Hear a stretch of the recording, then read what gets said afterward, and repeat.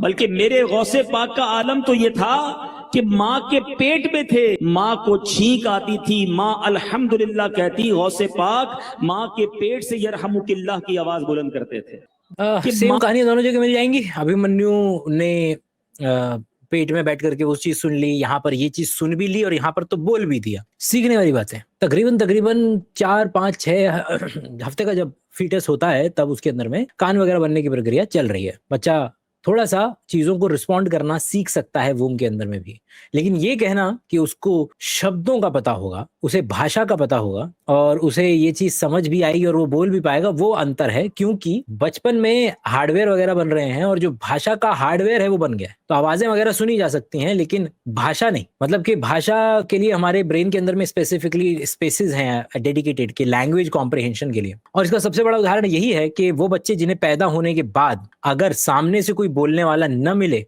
तो वो बोलना नहीं सीखते। वो बच्चा जो बहरा पैदा होता है वो गूंगा भी हो जाता है, क्योंकि हम सुन करके ही बोलना सीखते हैं। कानों से आवाज टेम्पोरल लोब में ऑडिटरी कॉम्प्लेक्स में जाती है, वहां से हमारे स्पीच एरिया पे, स्पीच एरिया से मोटर एरिया, प्रीफ्रंटल कॉर्टेक्स वगैरह के, जो कि हमारे जीभ वगैरह इसको मैनेज करेगा।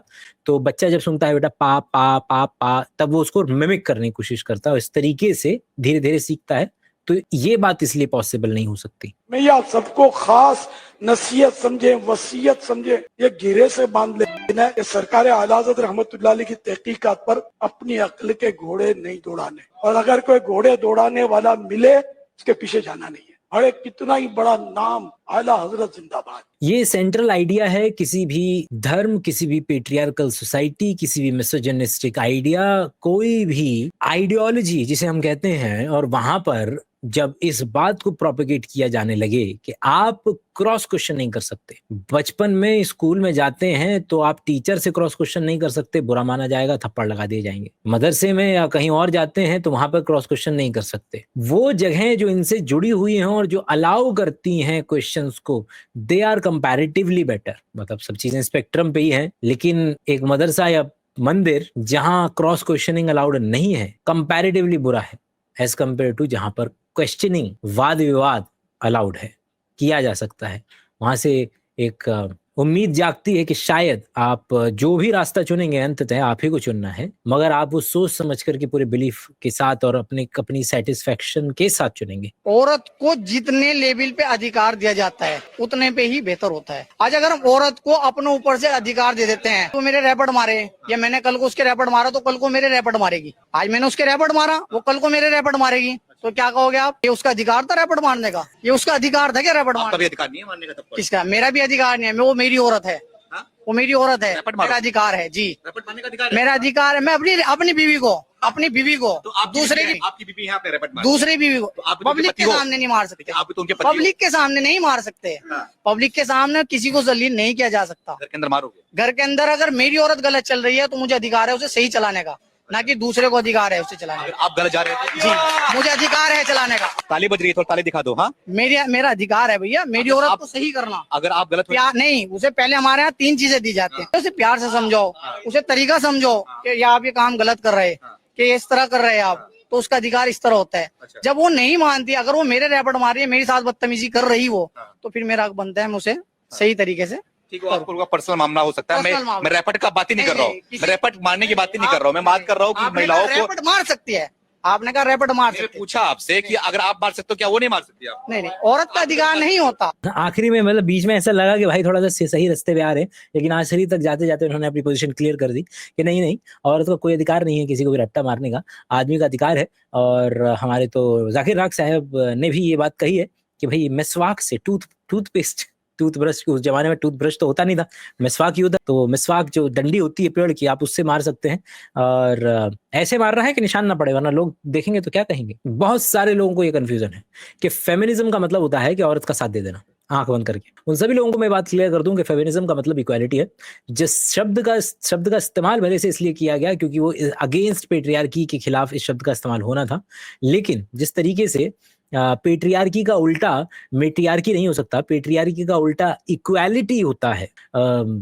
वो वाली फीमेल जो है वो कि आज तो हम आदमी पे चढ़ के मारते हैं हम तो उसकी वाला जो मीम है। तो पेट्रियार्की का उल्टा मेट्रियार्की अगर हो गया समाज में तो फिर हम वहीं के वहीं खड़े हैं, हमने कोई बदलाव नहीं लाया है। तो पेट्रियार्की और मेट्रियार्की एक ही तरफ है और उन दोनों के सामने वाले तराजू पे रखा हुआ है इक्वालिटी। उसी तरीके से यहाँ पर भी वो बात बिल्कुल जायज है कि he is damn clear about it. मतलब कि एक होता है कि ठीक है मुझे पता है मैं गलत कर रहा हूँ, लेकिन मैं हमेशा लोगों को बोलता रहता हूँ कि भाई आपको ये बात समझनी पड़ेगी कि ज्यादातर लोग उस स्टेटमेंट में फर्म बिलीव रखते हैं। एक और आइडिया जो जावेद अख्तर साहब का है कि तुम औरतों, तुम्हें समझ नहीं आता है कि सारे के सारे धर्म तुम्हारे खिलाफ है। ये जावेद अख्तर साहब का स्टेटमेंट है और फिर भी सबसे ज्यादा धर्म तुम लोग फॉलो करती हो। हर एक धर्म ने पूरा पूरा प्रावधान किया हुआ है कि तुम्हारे घूंघट, तुम्हारे बुर्का, तुम्हारे इस तरीके से चीजें करवा दी जाएं। तुम देश की, तुम घर की इज्जत हो, तुम्हारा रेप हो जाए तो घर की इज्जत लुट जाती है, तुम्हें घर के अंदर में बंधक बनाया जाए, तुम्हें आजादी ना दी जाए क्योंकि तुम इस समाज की आजादी से जुड़े हुए हो और ये सब का roots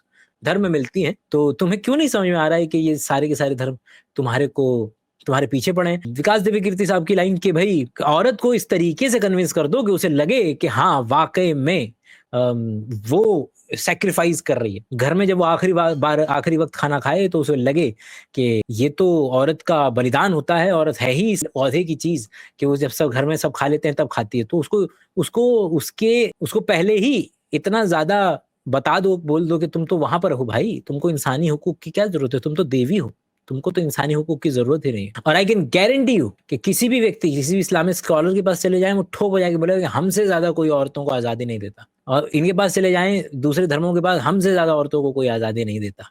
they are damn sure about it कि हम बता रहे। लेकिन अगर आप इस स्टेटमेंट को खोल के देखें, आज के बाद आपको कभी भी कोई बोले बहुत आजादी रखी तुम्हें, उसको केवल एक बात बोलनी है, आजादी केवल और केवल एक ही व्यक्ति को दी जा सकती है और वो गुलाम है। जमीन रोटेट कर रही है जी। जमीन तो साकिन है बेटा, जमीन तो जमीन रोटेट करती ही नहीं है, जमीन गर्दिश नहीं करती। लेकिन हमें ज्योग्राफी में पढ़ाया जाता है कि अर्थ जो है वो सूरज का चक्कर लगाता है। ये लॉजिक ये गलत है बेटा। साइंस की ये थ्योरी जो है ना ये दुरुस्त नहीं है। असल जो थ्योरी है ना वो कुरान और हदीस वाली है। और आला हजरत जो हमारे ना इमाम अहले सुन्नत आला हजरत ने ये प्रूफ किया है कि जमीन साकिन है। इतिहास की सबसे ज्यादा पॉपुलर मीम्स में से एक, जिसका अक्सर हवाला देते हुए आप लोगों को सुनेंगे, जो बात यहाँ से फिर से वही सीखी जा सकती है कि किस तरीके से जो लिखा हुआ है उसको रेट्रोस्पेक्टिवली चेंज करने की जरूरत है। ओशो का स्टेटमेंट कि भैया जो चीज लिखी है, शास्त्र लिखे हैं, वो तुम्हारे लिखे हैं कि तुम शास्त्र के लिए हो। लिखे गए थे इंसान के लिए शास्त्र, और आज शास्त्र इंसान के लिए हो गया है। तो बोले कि बदलना ही है तो मैं बदल देता हूँ, 4 लाइनें हैं लिख देते हैं। भाई उन्होंने कहा, ओशो ने कहा कि गौतम बुद्ध अगर आज के समय में पैदा होते तो आज के समय में जूता पहन के चल रहे होते। लेकिन क्या है कि जो जैन वाले साधु हैं वो पाँव में पट्टी लपेटे हुए हैं, इतनी पट्टी लपेट ली है कि वो ऑलमोस्ट जूते का काम दे रही है। तो ओशो पूछते हैं कि भाई ये क्या मतलब पागलपंती कि अगर ये आज इतना जूते का पहन ही लिया है तुमने तो फिर जूता ही पहन लो, फिर उसमें क्या तकलीफ है तुम्हें। और बोले कि हमारे ग्रंथों में नहीं लिखा, तो मैं लिख देता हूँ। ये ओशो का स्टेटमेंट इस तरीके से कि समझो हम ग्रंथ लिखे गए थे एक कंटेक्चुअली किसी समय के हिसाब से, और अगर हमारी नया समय आ रहा है, नए विचार आ रहे हैं तो उसके हिसाब से चीजें बदलनी भी चाहिए। नया आईफोन की बजाय वही बच्चे को जिसको इस्लामिक स्कॉलर की वीडियो बनानी है उसको अभी बोलेंगे कि हैंड हेल्ड वाला पुराना कैमरा दे देते हैं, वो 10 साल पुराना वाला लैपटॉप दे देते हैं, उस पर एडिटिंग करो बैठ करके। तो बोलेंगे नहीं वो तो इतना पुराना है, अब तो नई टेक्निक आ गए हैं, नया अच्छा वर्जन आ गया है। लेकिन वही इन्हीं किताबों का अगर जिक्र कर दिया जाए, किताबें जो छोड़िए खुद की टेक्स्ट बुक तक उन्हें लेटेस्ट एडिशंस चाहिए, लेकिन एक अपनी अपनी किताबें सब धर्म की, जो वही पुराना एडिशन चाहिए। और जो वो पुराना एडिशन है भी नहीं, क्योंकि उस एडिशन के भी कितने एडिशन हैं। गीता सर्वपल्ली राधाकृष्णन, हमारे क्या नाम है गांधी जी, श्रीला प्रभुपाद, सबने लिखी है। बोलेंगे कि हम तो उसकी बात कर रहे हैं जो संस्कृत में लिखी है। तो उसे भी तो पढ़ेगा ही कोई, जो पढ़ेगा इंटरप्रेट ही करेगा। वो आप ही खुद ब खुद क्यों ना हो, तो क्या पता चल रहा है, इंटरप्रेट तो करना ही पड़ेगा। हर चीज इंटरप्रिटेशन ही है। Same goes for every other book in the world. जो वाल्मीकि जी की भी है रामायण और उधर की भी है, उसी तरीके से कुरान भी है, अकेली नहीं है। बहुत सारे लेखक हैं जिन्होंने उसके तर्जुमे जो है वो लिखे हुए हैं। पानी के कलर के बारे में साइंटिस्ट की डिफरेंट थ्योरीज है। एक थ्योरी ये है कि पानी का कोई कलर नहीं, एक थ्योरी ये कि पानी का व्हाइट कलर है। इसी तरह पानी के कलर को ब्लैक भी कहा गया, मगर आला हजरत रहमतुल्लाह अलैह ने इस्लामी और साइंसी एविडेंस के जरिए ये प्रूव किया कि पानी का कलर हल्का सिहाई माइल यानी लाइट ग्रे कलर है। अच्छा हमजा भाई, मैं लाइट ग्रे कलर को थोड़ा सा और एक्सप्लेन कर दूं। लाइट ग्रे कलर मतलब like a condition between black and white colour, यानी काले और सफेद के रंग का जो बीच का जो कलर होता है उसे लाइट ग्रे कहते हैं। पार्ट नंबर 1, जो चीज लिख दी गई है लोग अक्सर क्या करते हैं कि जो लिखा हुआ है उसके प्रूफ तलाशते हैं कि अच्छा लाइट ग्रे लिखा हुआ है, उसकी रिवर्स में थ्योरी तलाशते हैं। गलत। पार्ट नंबर 2, भाई कह रहे हैं कि साइंस में अलग अलग थ्योरीज है, अभी तो नहीं है फिलहाल, मतलब कि लाइट है कुछ चीजों से इंटरेक्ट करती है, कुछ चीजों से नहीं करती है, और कुछ चीजों से जब जितना करती है मतलब कि ज्यादा से ज्यादा पार चली जाती है, हल्का सा बेंट हो जाती है और पार चली जाती है। तो इस नजरिए से जो प्रिज्म भी इसी पर्टिकुलर नजरिए पे काम करता है, टोटल इंटरनल रिफ्लेक्शन इस तरीके से काम करता है। जो बेसिक आइडियाज है इसके हमारे पास अलग अलग थ्योरीज नहीं है। ऑप्टिक्स की बहुत बढ़िया न्यूटन भाई साहब बहुत अच्छा राज करके गए, उन्होंने बहुत बढ़िया बढ़िया थ्योरी दी हुई। 3 कि जिस चैनल पर ये चीज पड़ी हुई है वो बेचारे सोच ही नहीं पा रहे, वो प्रूफ के लिए क्या दिखा रहे हैं, प्रूफ के लिए इंटरनेट का एक गूगल का स्क्रीनशॉट दिखा रहे हैं कि why is my water slightly grey. तो वो बोल भी रहा है, यहाँ पे उन्होंने लिखा है कि हम इस चैनल से दिखते हैं @उर्दू मुस्लिम। वो लोग बेचारे पढ़ भी नहीं पा रहे कि specifically bacteria that produces and thrive on the sulphur can produce a grey, black और brown slime that might be visible in water. ठीक है, और बोला कि इसको bacteria in water, specifically bacteria that produces thrive on sulphur can produce grey, black और brown slime that might be visible for water, और जो कि पीना सही नहीं है। क्या नाम है, grey water can't be used for drinking water, gutter में फेंक दो उसको। आइडिया इसके देखें कि वही लोग हैं जो कि इसको अपने चैनल्स पे डाल रहे हैं, और ये बात समझे बगैर कि क्या बेसिक तरीके से चीजें काम कर सकती हैं। सीना तान के बोलो, हम सुनिए अल्हम्दुलिल्लाह और हमारा ही बेड़ा पार है। हाँ मैं शिया हूँ, तू बता तू क्या है। हक पर अगर कोई हमें जमात मिलेगी तो वो कुर्रे अर्द पर सिर्फ अहले हदीस मिलेगी। देवबंद को तो रब ने हर मैदान में हीरे दी, और हमारा मिशन एक है, हम किसी वहाबी को सुन्नी नहीं बनाना चाहते। हम बरेलवी हैं, कोई राफसी हमारे पास नहीं है।